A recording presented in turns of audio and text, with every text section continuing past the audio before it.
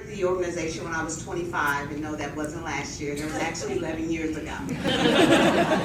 It was 11 years ago that I found myself struggling with trying to comprehend grief, losing my mother at 19 unexpectedly. 2 years later, I became a single mother of a handsome 15-year-old that's sitting there with me tonight. He just got his braces off, so he'll probably be like, he's okay, just don't pay him any money. Just got his braces. At that time, he was 3. And so though I had the family support and the love that really anybody could ask for at that time, I was struggling to understand a God that I had been raised to know as loving and faithful. I struggled to understand how he could hurt me so deeply. And through that, trying to find him, I was also trying to find my true purpose in life. Because when you lose your mother and you're the youngest, you kind of lose your sense of why you even want to exist. And I'm a chicken, didn't want to end my life, but I really felt like at any time I was okay if he took me. But each day he allowed me to see a new day. And with the new day, I was able to try to find my purpose. And one day, very unexpectedly, I was driving into work and I began to just notice something that I hadn't really, I think I had seen, but never really paid attention. My shift hour changed, and so I started to see homeless men and women before they were up before curfew. So instead of seeing a guy on the street asking for $1, I saw a man with his feet hanging out of a box. I would drive and I would see a mother in a doorway snuggling her baby.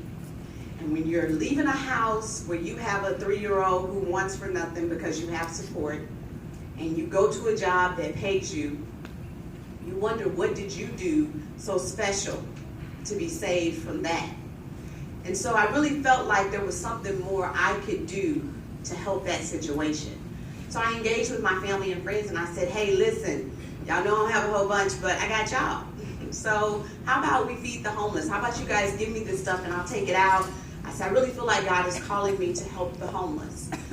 And that's what I started to do. It was outside of my comfort zone. I grew up here in Belleville. I graduated from Belleville East, Lancers. Graduated from Belleville East, so you know that there wasn't homeless. That wasn't any homelessness. Was not anything that we were aware of or in our community. So I was outside of my comfort zone. And anything about God, you know that if you're comfortable, he's going to make you uncomfortable. So our first time going out, I was ready to go. I had all the blankets. I had made 1,000 sack lunches. I had gotten 6 people together that believed in what I was doing, and we were going out there, and we were going to feed the homeless in our cars, and we were going to do this, and we were going to find, I was on a mission to find anybody that had a duffel bag and a skull cap on. So I was running up on you, like, you want a bag? And they were like, no, I'm on my way to work. What's wrong with you? I am serving the Lord with gladness, okay? So here we are, we're going, and we get to something. I'm nervous. We in East St. Louis, it's getting dark, and we're in these cars, and I'm in stilettos, because you got to be cute to feed the homeless. And we get downtown to the park, and I get out, and here come a man with a hook hand. I said, he's finna kill me. I'm gonna die the first night. It's gonna happen. I was so terrified. I could not believe God would pull me out. I'm already empty and hurt. I don't have a purpose. Now you're gonna kill me with the man with the hook hand? This is how it happens. And so I did what anybody who felt courageous to serve God and to create a ministry. I dropped the box and I ran to my car. I drove home and I had a really candid conversation because now I don't know what kind of jokes you're playing up there, but this ain't funny anymore. But instead of being defeated, I felt empowered to get up again the next month. So I spent the next 30 days tweaking what could be different. Maybe we should start taking some guys with us because the man with the hook hand was after me. I know it, even though he didn't catch me. Let's do this differently. And each month that I found myself preparing, I found God providing. And what started as an outreach, a once-a-month organization, has now grown into a nonprofit organization that serves women and men and children daily. Each day we strive to empower women and children to look beyond their circumstances. We try to empower them to understand that everything is temporary. So we're located at 6609 West Main, and we were recently blessed to expand to not only 6609, but 6611 and 6607. So we now create a campus to where we're working on bringing therapy into it. The therapist is really cool, by the way. She just, that's me.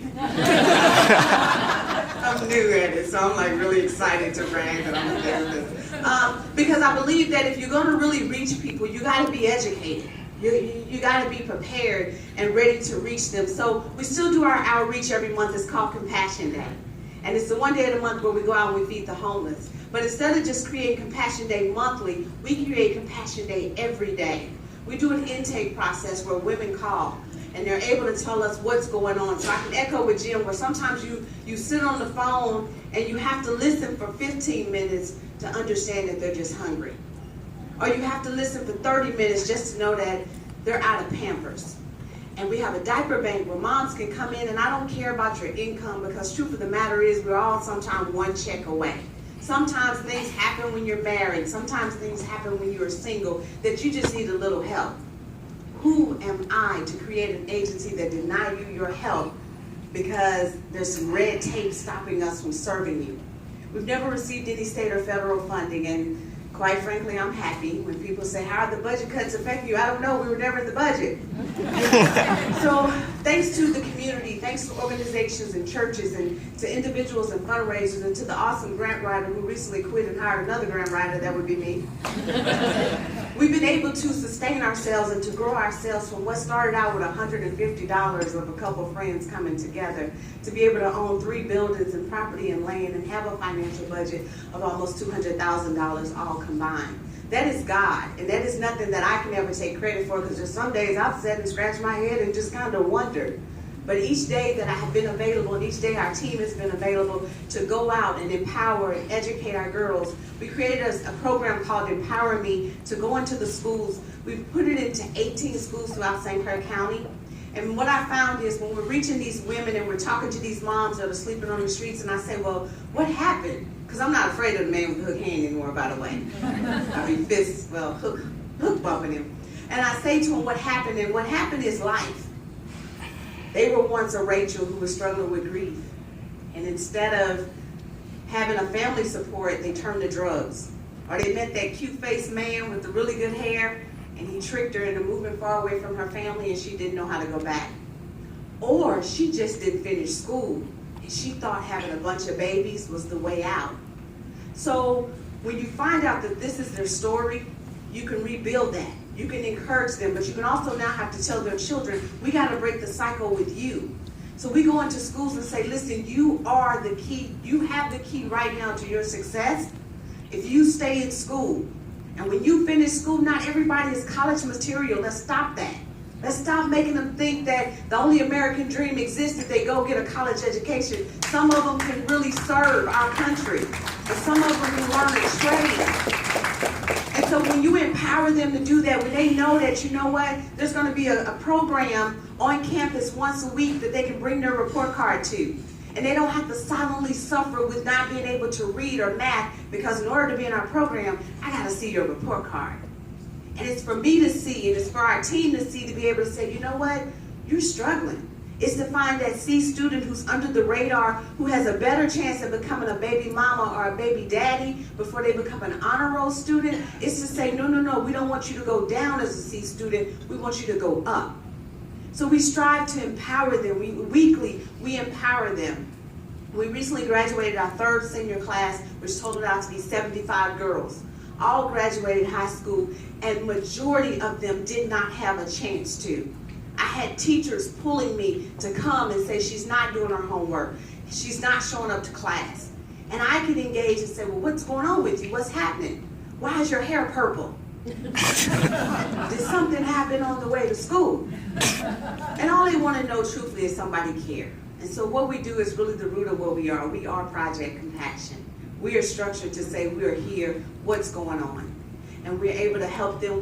We call other agencies. We have a resource book where we call and we connect them. I tell any volunteer that's in our office, there is no such thing as we don't do that. We do that, even if we have to connect with another agency. And so I've often been asked this in closing, if I really felt like, and some days when you're in the seat wearing some different hats, man, am I really making an impact? And then I begin to look around and I go through case review, or I sit down and we go through case management, and all the women who are now thriving and striving. The mom who gave her baby up for adoption in Iowa and ended up looking at the baby and decided to bring her baby back to Illinois. They went from the airport to Project Compassion. We were the last call because everybody had kind of closed or weren't answering their phone for the day, but either way she made it to us. The baby was in no car seat and was 3 days old. Who puts a 3-day-old baby on a plane because you don't want to give it up? She had nothing, but we were able to reach out to Target. We were able to get things that were in our free store and put this mom in a place of comfort that night with her baby. And then there's my own personal story where there was a mom that I took in. And she stayed the night, and she stayed and she delivered her baby, and then she left my home only to leave her 6-week-old baby at my house. And after we tried to find family and friends, they found someone, and they ended up coming to get the baby only to return the baby back to me 5 days later. I'm a mom of 2 kids. I wouldn't sign it up for no more.